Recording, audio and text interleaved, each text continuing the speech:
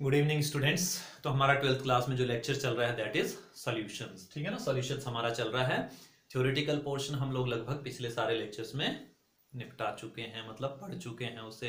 अब हम बात कर रहे हैं थोड़ा बहुत न्यूमेरिकल पोर्शंस की। ठीक है ना, सॉल्यूशंस में जो है न्यूमेरिकल्स काफ़ी सारे हैं। तो हम लोग जो डिस्कस करेंगे आज, the numericals will be based on molarity, molality, mole fraction, आपका colligative properties, relative lowering of vapour pressure, elevation in boiling point, depression in freezing point, इनके ऊपर करेंगे। नेक्स्ट जो लेक्चर होगा that will be based on van't Hoff factor and abnormal molar masses. तो देखो कुछ questions लिखे हैं। पहला क्वेश्चन है calculate the mass percentage of benzene C6H6 in carbon tetrachloride CCl4 if 22 gram of benzene is dissolved in 122 gram of CCl4। तो सीधे सीधे कुछ चीजें हैं हमारे पास जिसमें हमने क्या पढ़ना है।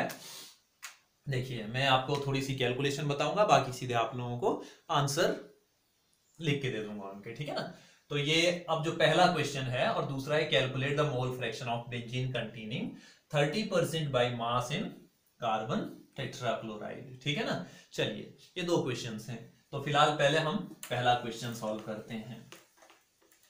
ठीक है, क्वेश्चन फर्स्ट को अगर मैं सॉल्व करता हूं तो क्या है हमारे पास। फर्स्ट का सॉल्यूशन है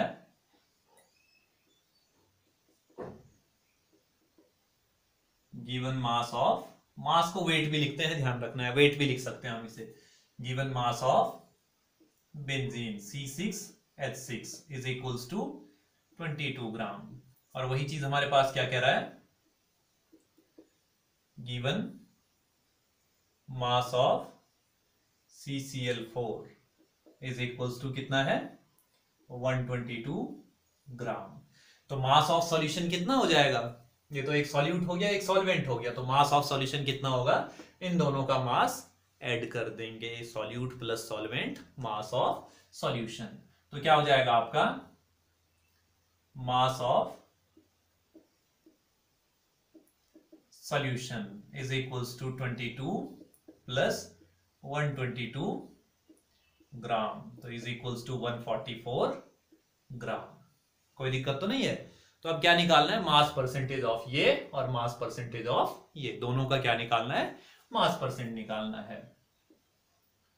तो मास परसेंटेज ऑफ C6H6 मतलब बेंजीन का है ये। ठीक है ना, is equals to 22 upon 144 into 100, mass of solute upon mass of solution into 100, जो फॉर्मूले हम लोग डिस्कस कर चुके हैं। और इसका कितना होगा,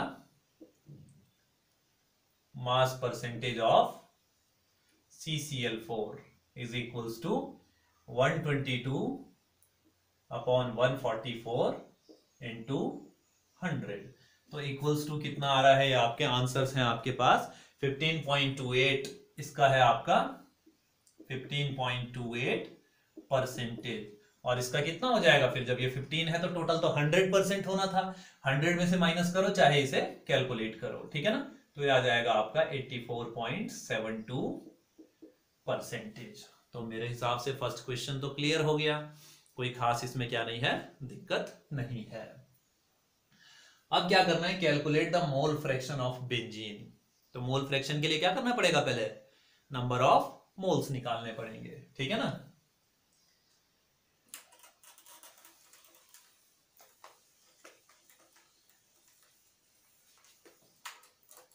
तो सेकंड जो क्वेश्चन है आपका, सेकंड का सॉल्यूशन है हमारा mole fraction of benzene calculate करना है हमने। तो सबसे पहले given mass of benzene is equals to, given mass कितना है बेंजीन का 30%, यानी 100 में से 30 ग्राम। तो हम लोग क्या ले लेंगे, आउट ऑफ 100 लेंगे फिलहाल। तो ये हो जाएगा हमारा कितना 30 ग्राम। और मास ऑफ CCl4 कार्बन टेट्राक्लोराइड, ठीक है ना, तो mass of CCl4 is equals to 70 gram. ये कौन सा है आपका गिवन मास है, गिवन मास। अब क्या चाहिए, मॉलिक्यूलर मास, क्योंकि नंबर ऑफ मोल्स निकालने के लिए मॉलिक्यूलर मास की जरूरत पड़ती है। तो molecular mass of benzene is equals to कितना होता है 78 ग्राम पर मोल। ठीक है ना, क्या करेंगे, ऐसा ही होता है ना, C6H6, तो कार्बन का 12 होता है इंटू 6 प्लस हाइड्रोजन का 1 होता है इंटू 6, दोनों को ऐड करेंगे 72 प्लस 6 78, तो इस 78 की वैल्यू यहां रखूंगा, 78 ग्राम पर मोल यही होगा। और इसका कितना हो जाएगा CCl4 का, C का होता है 12 प्लस 4 इंटू 35.5, कोई दिक्कत तो नहीं है, तो ये कितना हो जाएगा 154 ग्राम पर मोल। ठीक है ना, अगर इसे कैलकुलेट करूंगा तो कितना आ जाएगा 154 ग्राम पर मोल। ठीक है ना, देख लीजिएगा मल्टीप्लाई करके। ठीक है, अच्छा अब क्या हो जाएगा, तो molecular mass of CCl4 is equals to 154 gram per mole. तो क्या निकालना है, मोल फ्रैक्शन ऑफ बेंजीन निकालना है। ठीक है ना, तो मोल फ्रैक्शन ऑफ बेंजीन कैसे निकालेंगे हम लोग,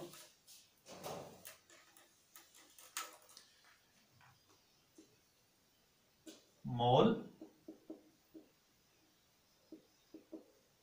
फ्रैक्शन ऑफ C6H6। अब फॉर्मूले याद रखने हैं, ठीक है ना, कौन किसका फॉर्मूला है, बेंजीन का C6H6 है, is equals to number of moles of C6H6 upon number of moles of C6H6 plus number of moles of CCl4, ये चीज है। तो हमें सबके नंबर ऑफ मोल्स चाहिए पहले।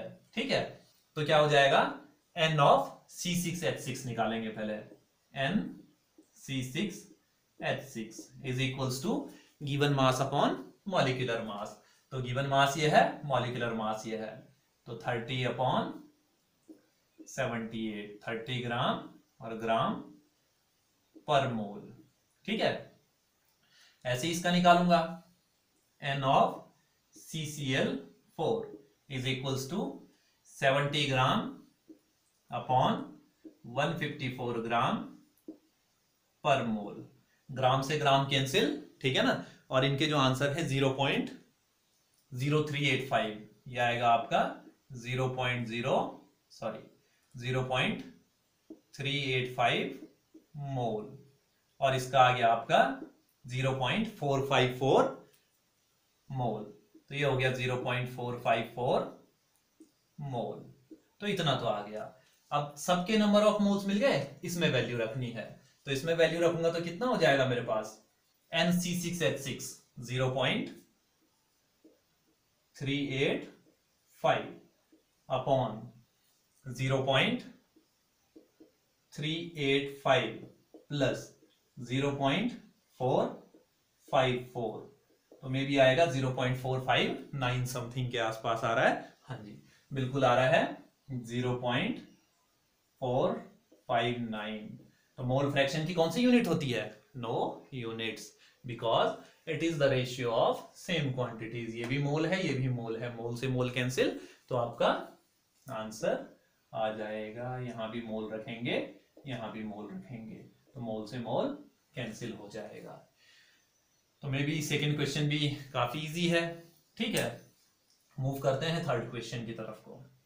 ठीक है, तो ये बेसिक से पढ़ेंगे। मेन जो क्वेश्चन होते हैं आपके पास, those are based on colligative properties and van't Hoff factors. ठीक है ना, कोलिगेटिव प्रॉपर्टीज और वांट ऑफ फैक्टर्स के ऊपर जो मेनली आपके न्यूमेरिकल्स होते हैं। अब बोल रहा है calculate the molarity of each of the following solution. Molarity calculate करनी है आपने। अच्छा, तो मोलैरिटी का फॉर्मूला क्या होता है, थर्ड का सॉल्यूशन जो है आपका, molarity is equals to number of moles of solute volume upon volume of solution in litres. तो molarity is equals to number of moles of solute upon volume of solution in litres. कोई दिक्कत तो नहीं है। अब number of moles of solute मतलब given mass upon molecular mass. Given mass कितना है 30 ग्राम, तो गिवन मास ऑफ सॉल्यूट कितना है, given mass of solute, solute कौन सा आपका CaNO3 calcium nitrate dot hexahydrate जो भी हमारे पास है वो क्या है आपका सॉल्यूट है। तो गिवन मास ऑफ सॉल्यूट कितना दे रखा है 30 ग्राम। मॉलिक्यूलर मास, ठीक है, तो मॉलिक्यूलर मास कितना हो जाएगा आपके पास 291, ठीक है ना। तो क्या है आपके, सॉरी ये CO नहीं होगा आपका, CO है ये कोबाल्ट, ठीक है, ये कोबाल्ट है आपका। तो कितना है इसका मॉलिक्यूलर मास 291, ठीक है ना। तो molecular mass is equals to 291 gram per mole. तो क्या निकालना था मैंने, मोलैरिटी निकालनी है। तो नंबर ऑफ मोल्स कैसे निकलता है, given mass upon molecular mass. तो नंबर ऑफ मोल्स के बदले ये अपॉन ये रखता हूं, ठीक है। तो ये कितना हो जाएगा 30 ग्राम upon 291 gram per mole upon volume of solution in litre. तो वॉल्यूम ऑफ सॉल्यूशन कितना दे रहा है 4.3, volume of solution is equals to 4.3 litres. अब लीटर में दिया है तो 1000 से डिवाइड नहीं करना है, ठीक है ना। तो 4.3 लीटर्स। तो इज इक्वल्स टू कितना हो जाएगा, जब इस पूरे को सॉल्व करूंगा तो हमारा आंसर आएगा सीधे सीधे 0.03 कैपिटल M, 0.03 कैपिटल M। ये तो हो गया हमारे थर्ड का फर्स्ट पार्ट। लेकिन थर्ड में क्या बोल रहा है, सेकेंड पार्ट भी बोल रहा है 30 ml ऑफ इतना H2SO4 इज डाइल्यूटेड टू इतना ml। तो फर्स्ट और सेकंड का कोई खास रिलेशन नहीं है, खास क्या कोई रिलेशन नहीं है यहां पर, ठीक है ना। केवल एक चीज ध्यान रखनी है, मैंने आप लोगों को बताई थी इक्वेशन ऑफ मोलैरिटी, ठीक है ना। बी पार्ट अगर मैं करता हूं, ये तो हो गया हमारा। अब बी पार्ट करता हूं तो equation of molarity is equals to M1V1 is equals to M2V2। तो आप देखो M1 क्या है, V1 क्या है, M1 is equals to molarity of first solution. तो मोलैरिटी कितनी है इसकी 0.05 capital M, sorry 0.5 capital M। V1 तो वॉल्यूम है ना, 30 ml है वॉल्यूम, तो V1 is equals to 30 ml। M2 is equals to, calculate करना है ना, मोलैरिटी कैलकुलेट करनी है। अगर दोनों मोलैरिटी दे देगा तो फिर इक्वेशन का कोई रोल नहीं रह गया। तो सेकंड वाली मोलैरिटी हमने क्या करनी है, कैलकुलेट करनी है। और वॉल्यूम V2 कितना कह रहा है, V2 बराबर 500 ml, ठीक है। वैल्यू रखो M1 के बदले 0.5 into V1 30 is equals to M2 निकालना है और V2 कितना है 500 ml। यहां भी ml था होगा, M था होगा, ठीक है ना। ये M है इसकी यूनिट और इसकी M है। अब देखिए ml से ml तो कट जाएगा, वो खैर यूनिट्स कैंसिल कर लो, लास्ट में बस क्या करनी है, सिंपल यूनिट लिखनी है। अब ये चीज अपॉन में आ जाएगी, M2 is equals to 0.5 into 30 upon 500। तो कैंसिल करो तो कितना हो जाएगा आपका 150 बटे 500 बराबर 0.03 कैपिटल M। ये है हमारे पास सेकेंड वाले पार्ट का आंसर। कोई दिक्कत तो नहीं है। तो ये क्या हो गया, हमारा तीसरा क्वेश्चन भी हो चुका है। कोई दिक्कत किसी को हो। अब चौथे क्वेश्चन पे अगर मूव करते हैं, देखो चौथे में अभी तक हम मोलैरिटी निकाल चुके हैं, मोल फ्रैक्शन निकाल चुके हैं, अब क्या है, मोलैरिटी है मेरे पास, ठीक है। कोई दिक्कत तो नहीं है। चलिए थर्ड तक इरेज कर सकता हूं।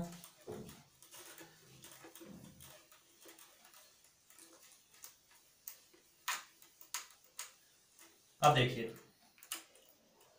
फोर्थ क्वेश्चन देखिए, calculate the mass of urea. Mass of urea calculate करना है। मास मतलब गिवन मास, क्योंकि मॉलिक्यूलर मास तो फॉर्मूले से कैलकुलेट कर सकते हैं, ठीक है। कई बार कोलिगेटिव प्रॉपर्टीज में बोल देता है कि मॉलिक्यूलर मास कैलकुलेट करो, गिवन मास कैलकुलेट करो, that is different thing, but यहां पर सिंपल सा कैलकुलेट कर सकते हैं। तो क्या हो जाएगा फोर्थ में, ये फोर्थ क्वेश्चन का सॉल्यूशन है आपका फोर्थ। तो इसमें क्या कह रहा है आपके पास, रिक्वायर्ड इन मेकिंग इतना केजी ऑफ इतना मोलल एक्वस सॉल्यूशन। तो मोलैलिटी कितनी दे रखी है हमारे पास, मोलैलिटी कितनी है, small m is equals to 0.25। कोई दिक्कत तो नहीं है, मोल पर केजी, ठीक है ना, यूनिट साथ साथ याद रखनी है, मोल पर केजी होती है। Molecular mass of urea, molecular mass of urea, अगर इनको कैलकुलेट करूंगा 14 और 2 16 और 12 ऐसे करके अगर मैं ऐड करूंगा तो कितना हो जाएगा, 14 और 14 28, और ये कितना हो जाएगा 16, 44 और 12 56 और 4 60 gram per mole. Molecular mass of urea कितना हो गया, 60 gram per mole. Mass of solvent in KG ये दे रखा ना 2.5 केजी, तो mass of solvent in KG बराबर 2.5 केजी। तो अब मोलैलिटी का फॉर्मूला लगाएंगे, तो molality is equals to number of moles of, number of moles of क्या हो जाएगा, सॉल्यूट अपॉन, अपॉन क्या हो जाएगा आपका, mass of solvent in kg. Molality is equals to number of moles of solute upon mass of solvent in kg। कोई दिक्कत तो नहीं है। अब इसे सॉल्व करो, m के बदले रखो 0.25 into mass of solvent cross multiply करो 2.5 is equals to number of moles of solute given mass upon molecular mass. तो ये क्या हो गया, given mass of solute upon molecular mass. Molecular mass कितना है 60 है, तो गिवन मास कितना हो जाएगा, given mass is equals to, ये भी क्रॉस मल्टीप्लाई होगा 0.25 इंटू 2.5 इंटू 60, तो गिवन मास कितना हो जाएगा, इनको आपस में मल्टीप्लाई करूंगा तो कितना होगा 150 गुना गया 0.25, फिर से कितना हो गया 25 0 का 0 25 पंजे 125 25 से कम 25 और 12 37 37.50 ग्राम। तो गिवन मास ऑफ यूरिया मतलब यूरिया का मास कितना था, कितना था आपके पास 37.5 ग्राम, ठीक है। तो ये हमारे पास क्या हो जाएगा, इसका आंसर होगा। कोई दिक्कत तो नहीं है। अब जो नेक्स्ट पार्ट है उसमें मोलैलिटी बोल रहा है, मोलैरिटी बोल रहा है, मोल फ्रैक्शन बोल रहा है, सब कुछ तो कैलकुलेट किया ना हमने, कोई दिक्कत नहीं। अब सोच रहे होंगे कि यहाँ पर डेंसिटी दे रखी है ना, डेंसिटी दे रखी है, तो डेंसिटी किस लिए दे रखी है, मास अपॉन वॉल्यूम, तो वॉल्यूम निकल जाएगा यहाँ से, ठीक है ना। Density is equals to mass upon volume, तो वॉल्यूम इज इक्वल्स टू क्या हो जाएगा, मास अपॉन डेंसिटी। तो ये कैलकुलेट करने के लिए आपको दिया है, ठीक। चलिए एक नेक्स्ट क्वेश्चन आपके पास है, क्या बोल रहा है, a toxic gas H2S Henry law से रिलेटेड है, ठीक है ना। रॉटन एग स्मेल, सड़े हुए अंडे की तरह बदबू आती है, is used for qualitative analysis, ठीक है ना। If the solubility of the H2S in water at ये STP, STP का मतलब स्टैंडर्ड टेम्परेचर प्रेशर, ठीक है ना। तो टेम्परेचर का कोई रोल है नहीं यहां पर, तो प्रेशर STP पे, ये 6th क्वेश्चन जो है at STP pressure is equals to 0.987 bar हो जाएगा। चलिए फिर क्या बोल रहा है,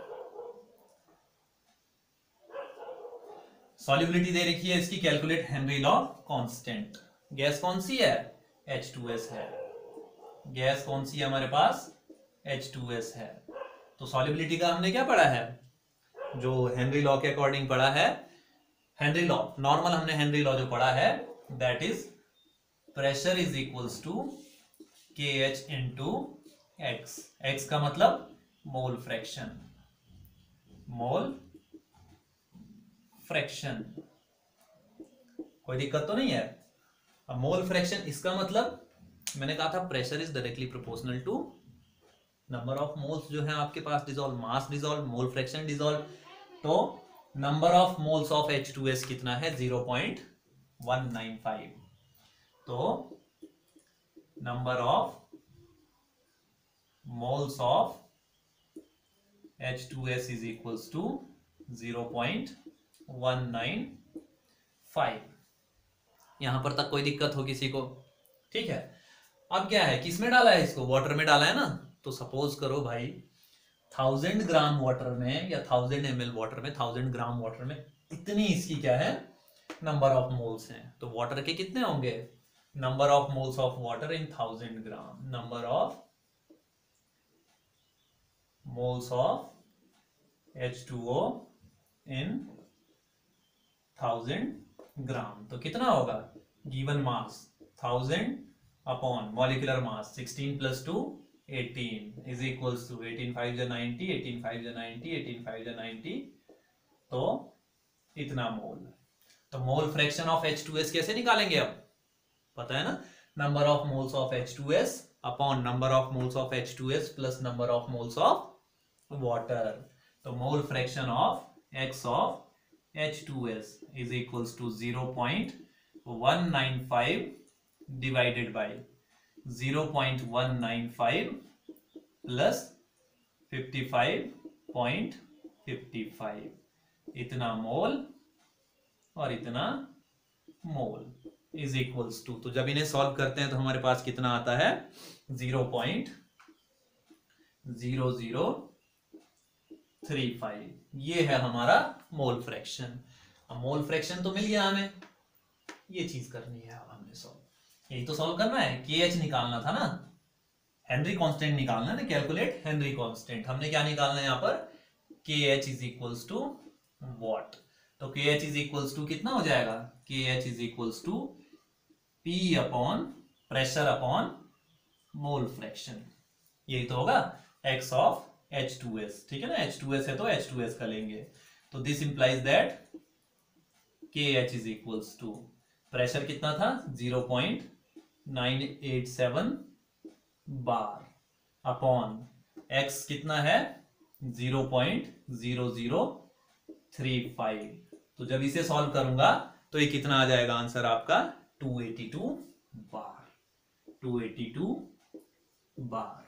तो मैंने क्या कहा था, जो यूनिट क्या होती है, प्रेशर की होती है, वही किसकी होती है, हेनरी कांस्टेंट की भी यूनिट होती है। कोई दिक्कत तो नहीं है, यहां पर तक ये है। अब बात करेंगे हम लोग किस चीज की, कुछ कोलिगेटिव प्रॉपर्टीज के न्यूमेरिकल्स की, ठीक है ना।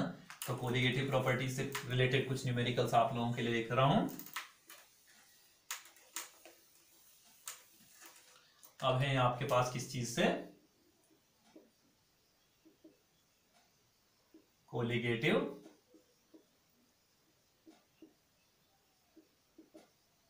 प्रॉपर्टीज। इसमें भी कर लेते हैं, कुछ सारे न्यूमेरिकल्स ही हमारे पास, ठीक है ना, कुछ न्यूमेरिकल्स नोट कर रहा हूं मैं।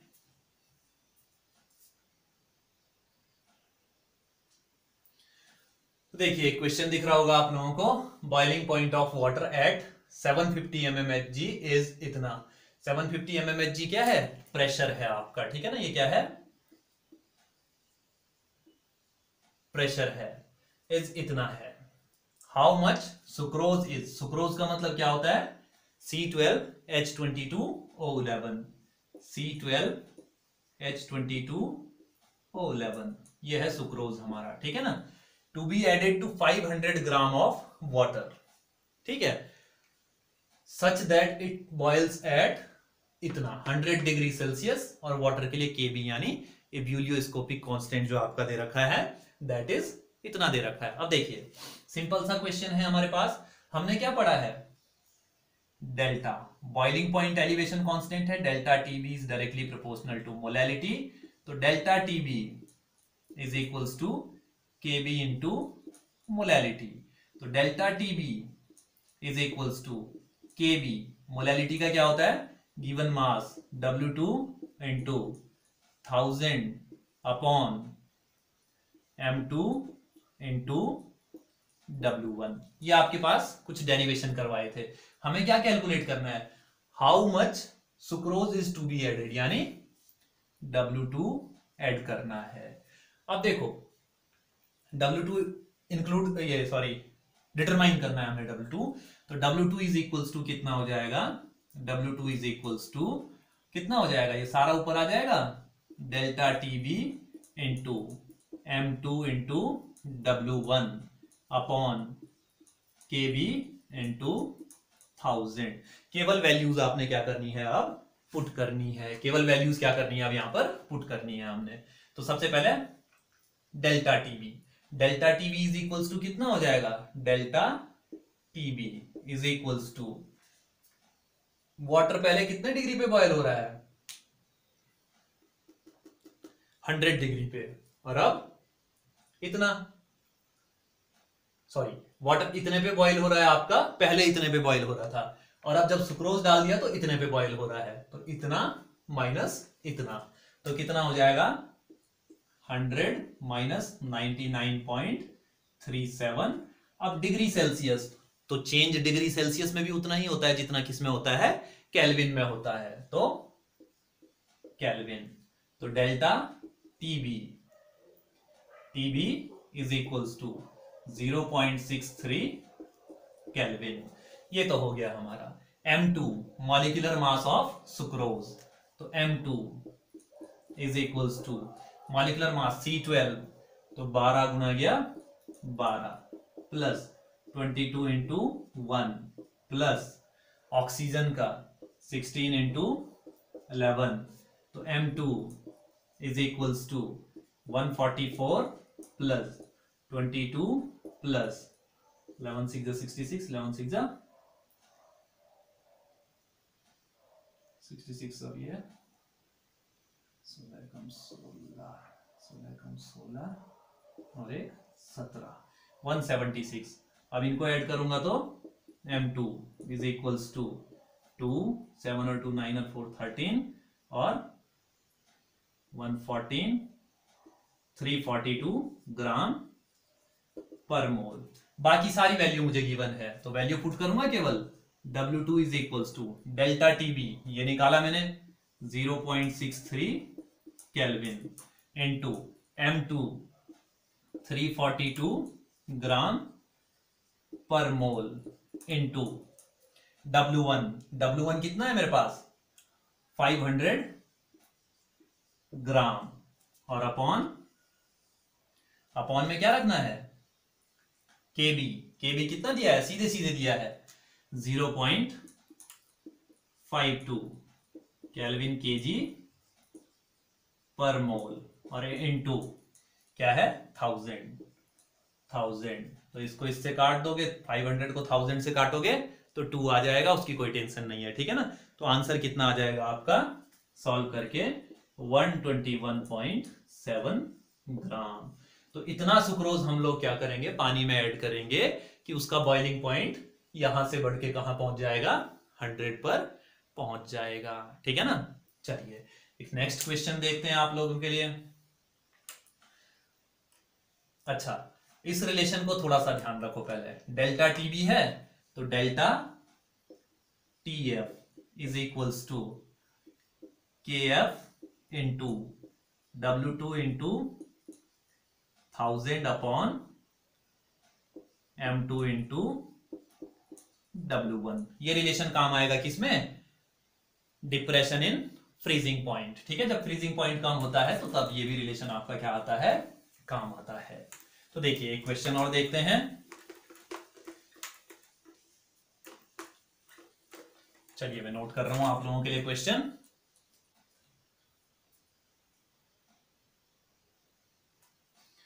एक क्वेश्चन और लिखा आप लोगों के पास, calculate the mass of ascorbic acid. Formula, ascorbic acid समझते हैं, विटामिन सी जो होता है उसका साइंटिफिक नेम है, ठीक है ना। तो एस्कॉर्बिक एसिड C6H8O6, तो इसका मॉलिक्यूलर मास कितना हो जाएगा, इतना। कैलकुलेट करेंगे फिर से जैसे करते हैं, sum of the atomic masses of the all the elements present in a molecule to be dissolved in 75 gram of acetic acid. Acetic acid का फॉर्मूला CH3COOH, इथेनोइक एसिड, लेकिन इसका कोई रोल नहीं है क्योंकि ये क्या है, सॉल्वेंट है। To lower its melting point, इस बार क्या है, डिप्रेशन इन फ्रीजिंग पॉइंट की बात कर रहा। आप सोच रहे हैं मेल्टिंग फ्रीजिंग है ना, ज्यादातर चीजें क्या हो, ज्यादातर क्या, मैक्सिमम जिस टेम्परेचर पे फ्रीज होती हैं उसी पे क्या होती हैं, मेल्ट भी होती हैं, बाय 1.5 डिग्री सेल्सियस। तो सबसे पहले गिवन लिखिए, given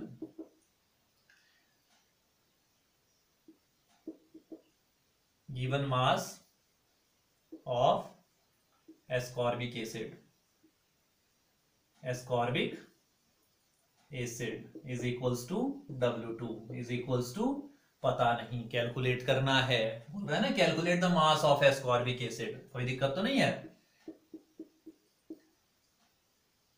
molecular mass of ascorbic acid is equals to M2 is equals to, M2 कितना है हमारे पास, molecular mass 176 gram per mole, dissolved in 75, given mass of solvent, given mass of solvent is equals to W1 is equals to कितना है, 75 gram. Lower its melting point by इतना degree Celsius, मैंने कहा change आ रहा है, change मतलब पहले जो था उससे कितना कम हो गया, इतना कम हो गया, तो delta TF, change in freezing point, तो delta TF is equals to 1.5 degree Celsius को केल्विन में भी लिख सकते हैं क्योंकि चेंज सेम रहता है। KF इज इक्वल्स टू कितना है, KF 3.9 केल्विन kg पर मोल। सॉल्व करेंगे भाई इसको, मैंने निकालना क्या है, W2 निकालना है, तो फिर से W2 इज इक्वल्स टू कितना हो जाएगा, delta TF into M2 into W1 upon कितना हो जाएगा हमारा, KF इंटू 1000। तो वैल्यू रखो सबकी, equals to W2 equals to delta TF, delta TF कितना है 1.5 केल्विन इंटू M2 कितना है 176 ग्राम पर मोल इंटू W1 कितना है 75 अपॉन क्या करेंगे अब, KF कितना है 3.9 केल्विन kg पर मोल इंटू 1000। तो जब इस पूरे को सॉल्व करेंगे तो आंसर कितना आएगा हमारा 5.08 ग्राम। तो ये तो आपकी क्या है, केवल कैलकुलेशन बेस्ड चीज है। अब लास्ट एक और क्वेश्चन आज का करेंगे हम लोग, that is based on osmotic pressure. ठीक है, तो चलिए ऑस्मोटिक प्रेशर हमने क्या पढ़ा है,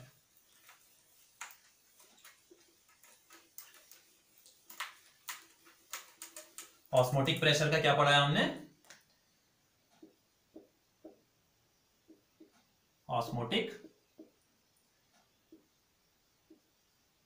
pressure pi is equals to CRT पढ़ा है। तो pi is equals to C क्या होता है N2 अपॉन VRT। N2 मतलब number of moles of solute, तो pi V is equals to N2 मतलब W2, V को क्रॉस करा दिया था अपॉन M2 इंटू RT।